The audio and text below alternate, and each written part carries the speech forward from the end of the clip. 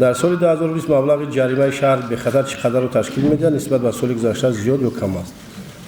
سال 2020 27 میلیون ما جریمه کردیم، 27 میلیون جریمه شده است و قریب 600,000 بیشتر از سال گذشته است.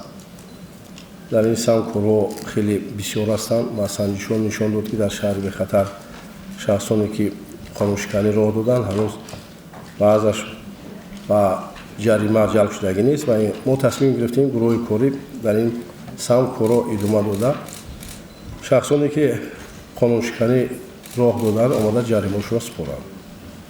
دیگر سوال لطفاً میگفتید که از همه زیاد کدام راننده؟ این سوالی هم دومی است. این مرتبه بازرسی یک رقم ماشین داده است که راننده نقلیاتی تمغه مرسیدس بنز رقم دولتیش 0056 OD01 از همه بسیارتر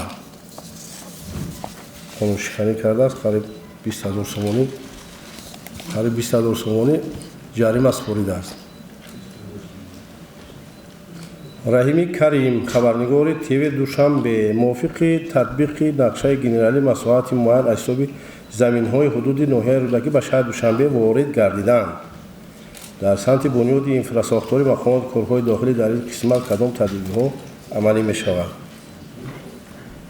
قرار قبول شده است. ما وابسته به این قرار دستور سپارش‌ها به صدر ریاست کارهای داخلی شهر دوشنبه گنرال نظرزاده شریف رحمان داده شده است که مثلا در یک جایی که با حکومت شهر بررسی شده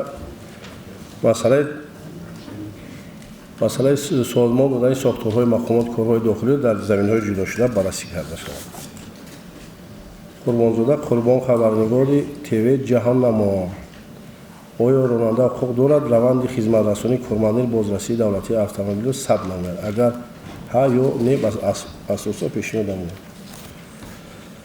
خب میگم قانون نیست که منع کرده باشد بررسی گیری بنوارگیری، لیکن از لحاظ اگر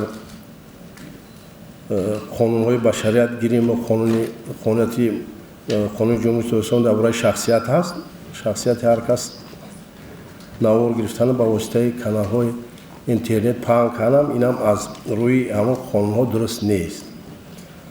یکی در بسیار کشورهای خارجی می‌دونید که علاقه قانون قبول شده است که بنوار گرفتن کارمند مقامات کارهای داخلی و دیگر ساختارهای حفظی حقوق همین محدود شده است.